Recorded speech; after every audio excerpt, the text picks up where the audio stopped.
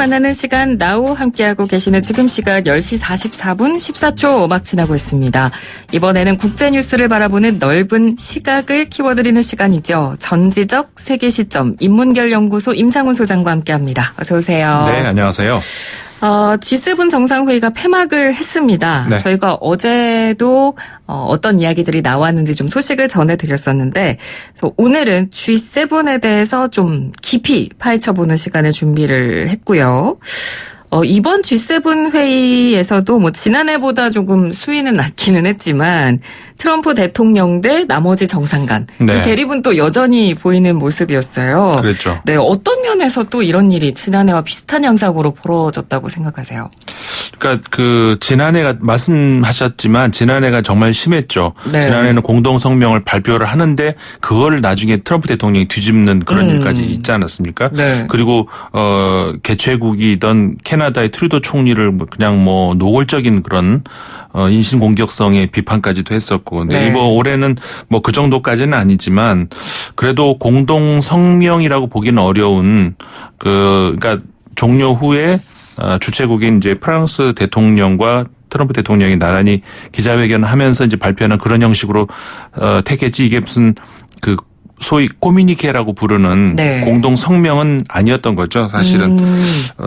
이게 이런 일이 자꾸 벌어지는 이유는 사실은 다자주의와 양자주의의 대립 시대다 이렇게 봐야 될 것 같아요.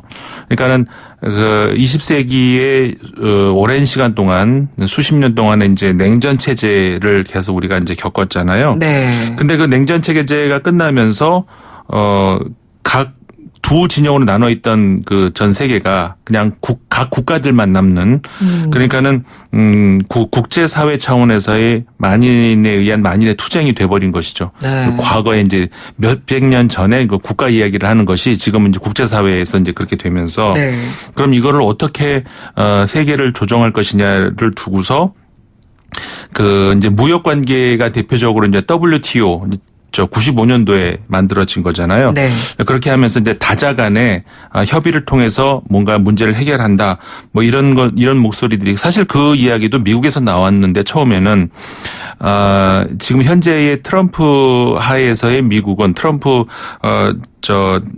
정부 하에서의 미국은 그것보다는 소위 양자주의라고 하는 것을 더 선호하죠. 우선주의이기도 하고요. 왜냐하면은 그렇잖아요. 힘센 사람이 1대1로 붙어서 질 사람은 없잖아요. 당연히 네. 미국은 사실상 지금 전 세계 유일한 슈퍼파워 국가인데 네네. 그러니까 각 국가 대 국가로 이렇게 상대하는 것이 당연히 수월하겠죠. 그런데 이제 반면에 유럽에 지금 대표적으로 이제 프랑스의 마크롱 대통령 경우가 어떤 대표 주자라고 할 수가 있는데 네. 적극적으로 이게 다자주의라고 하는 것을 밀면서 같이 동시에 어떤 집단적인 어떤 기구를 두고서 협의를 해야 된다. 그러니까 이게 이제 결국은 G7 국가 안에서도 미국을 제외한 나머지는 전부 그래 맞아. 네. 그쪽을 지지하는데 트럼프 대통령 혼자 거기에 동의를 하지 못하죠. 네. 그러니까는 지난해에 이어서 올해도 또 이제 그런 6대1로 삐걱거리는 이제 이런 네. 목소리가 나올 수밖에 없는 것이고 네. 이런 모습은 당분간은 우리가 계속 보지 않을까 이렇게 예상할 수 있을 것 같습니다. 네. 그래서 아마 지난해 G7 사진을 검색해 보시면 굉장히 유명한 사진이 있어요. 예, 그 사진.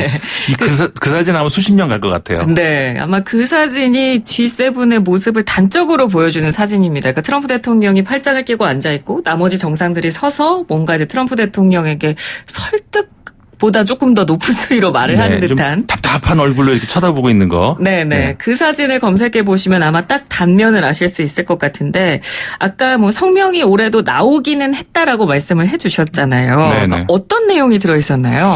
일단 가장 중요한 것이 사실은 이건 깜짝 발표라고 할까요? 발표는 예상은 됐었습니다만은 이란의 외교부 장관이 비아리츠의 네. 깜짝 방문했잖아요. 예, 그거는 아무도 예상을 못했던 그러니까 프랑스의 그 작품이라고 할 수가 있는데 주최국의 작품이라고 할 수 있는데 네. 결국은 그래서 이란 핵 합의를 향한 큰 어떤 그 발걸음 한 걸음 내딛었다. 이게 가장 어떻게 보면 이번에 성과라고 볼 수 있을 것 같아요.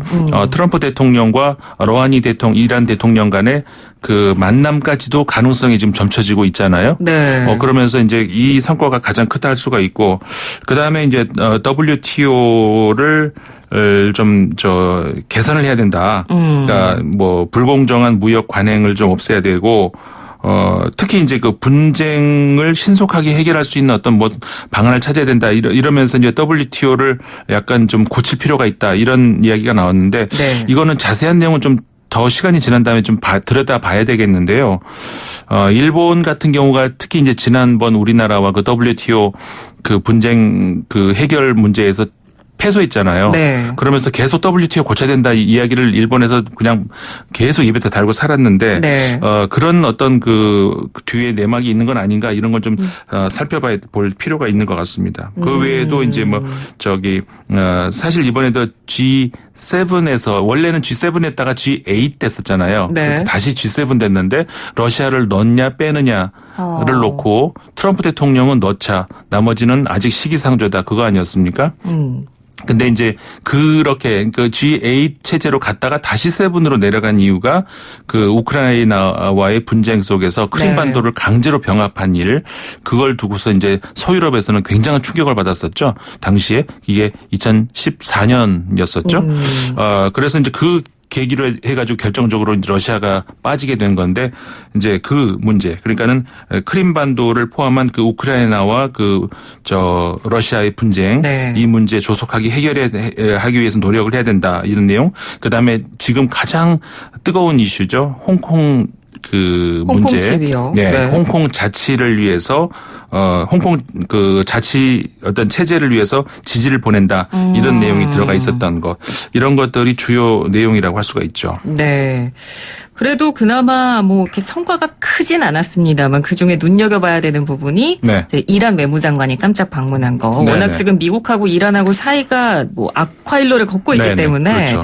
이란 외무장관이 어쨌든 프랑스가 다리를 놔줌으로써 왔으니까요. 네. 그러면 미국과 이란과의 정상회담 가능성도 어느 정도 점쳐볼 수 있을까요? 그렇죠. 이거는 정말 예상치도 못했던 그 큰 성과라고 할 수가 있는데 네. 사실 미국 입장에서는 그리고 우리가 전 세계에서 이제 기대를 하는 것이 그 북한의 정상과 미국 정상이 만난다는 걸 누가 예상을 했습니까? 네, 맞습니다. 근데 순식간에 몇 개월 만에 이루어진 그런 전례가 있잖아요.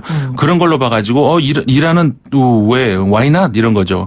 당연히 이것도 될 것 같다 하면서 불가능도 사실상 북한하고의 만남이 더 불가능에 가까웠는데 이뤄냈으니까 이것도 되지 않느냐 이런 희망이 이제 많이 높아진다는 것. 네. 이게 사실 거기에는 말씀하셨지만 그 프랑스 마크롱 대통령이 중간에 역할을 많이 했죠. 초반에는 약간의 그 실수가 있었던 거 아닌가 저는 그렇게 봤었어요. 왜냐하면은 네. 이란 그 자리프 외교부 장관이 왔는데 네. 거기에 대해서 이제 마크롱 대통령은 프랑스 대통령은 이건 다 G7 국가들과 협의가 돼 있고 특히 트럼프 대통령과 협의가 돼 있다라고 그렇게 밝혔는데 트럼프 대통령은 무슨 소리 나는 들은 적 없는데 이런 반응을 굉장히 좀 불쾌한 반응을 보였었거든요. 네. 그러면서 이건 뭔가 소통이 잘 안 됐구나 그렇게 봤었는데 갑자기 이제 이렇게 급진전이 됐잖아요. 네. 사실 그 전부터 이란과 그 2015년에 있었던 그 G5 플러스 1 해가지고 그 유엔의 그 안보리 상임이사국 5개국 더하기 그 독일 그 이란하고 극적인 핵 합의를 하지 않았습니까? 네. 그게 이제 깨지는 그 미국이 탈퇴하면서 깨지는 그 상황에서 프랑스가 계속 중간에서 다리를 놓으려고 수년간 노력을 했었죠. 네. 거기에 대한 어떤 성과다 이렇게 이제 뭐 박수를 보낼 수가 있는 것이죠. 네, 그 부분은 뭐 그래도 이번 G7의 나름의 성과로 평가를 받고 있는 것 같습니다. 자, 그리고 이번에 또 관심이 갔던 부분이 바로 미중 무역 전쟁과 관련해서 과연 트럼프 대통령이 어떻게 이야기를 하느냐. 네네. 트럼프 대통령의 입에 다들 시선이 쏠렸습니다. 그런데 트럼프 대통령이 중국 무역 제재에 대해서 좀 재고를 한다 이런 네. 발언을 해서 그럼 미중 무역 전쟁이 좀 실마리가 생기나 보다. 네. 다들 이렇게 기대를 했는데 또 백악관 참모들이 잘못 해석된 거다. 네. 이렇게 또 해명을 나서가지고 이 백악관 참모들과 트럼프 대통령의 어떤 사이에 발언이 좀 또 달랐어요. 네. 네. 이번에 그러니까 아까도 말씀드렸던 그 이란과의 관계에서도 오해가 있었나 이랬다가 갑자기 풀렸었고요. 네. 이 문제도 마찬가지인데 사실 그 기자들이 물어본 게 이거였거든요. 지금 중국과 무역 전쟁으로 긴장이 높아지고 있는데 그 좀 제거할 만한 것은 없었느냐라고 네네. 물어보니까 당연히 있었다 이렇게 얘기를 했어요. 네. 그러니까 기자들이 깜짝 놀랐죠. 다시 물어봤어요. 제거할 게 있다고요? 있다고. 또 물어봤어요. 정말 제거할 게 있다는 얘기죠. 그러니까 트럼프 대통령이 나는 항상 모든 걸 제고한다 이렇게 얘기를 해버린 거죠. 그러니까 기자들은 거기에 대해서 트럼프 대통령이 그 중국에 대해서 관세를 이렇게 높인 것 네. 이런 것에 대해서 제고할 의사가 있구나라고 해석을 한 것이죠. 당연히 그렇게 해석이 될 수 있지 않습니까? 그렇죠. 근데 물론 이 대화 내용으로 봤을 때는 기자의 질문과 답변을 봤을 때는 그냥 막연한 재고였어요. 그러니까 뭐에 대한 재고인지는 사실은 안 나왔죠. 근데 문맥상 그렇게 기자들은 해석할 수 있잖아요. 충분히 그렇게 해석이 가능한 답변이네요. 네네. 네. 그러니까 그래서 이제 거기에 대해서 전 세계적으로 이제 쫙 이 기사가 퍼진 거죠. 근데 이제 미국에서 이제 백악관에서는 참모들이 화들짝 놀랐죠. 그러면서 이걸 수정하느라고 이제 진땀을 뺐는데. 네. 글쎄요. 제가 봤을 때는 트럼프 대통령이 갑자기 그렇게 얘기했을 리는 없는데 아마도 진짜 이거야말로 기자들과 소통이 잘못된 것 아니었나. 뭐에 대한 재고였을까요? 사실 그냥 항상 나는 다각도로 늘 생각하고 있다는 의미로 말한 거 아닐까요? 그러니까 그렇게 입장에서는. 그러니까 기자들 질문을 잘못 알아들은 것 아닌가 그런 생각. 왜냐하면 트럼프 대통령이 갑자기 그렇게 그렇죠. 현장에 있는 기자들도 깜짝 놀랐잖아요. 그러니까 네. 3번씩 다시 물어보고 그래서 아마도 이거는 기자들의 질문을 잘못 알아들은 것 아닌가.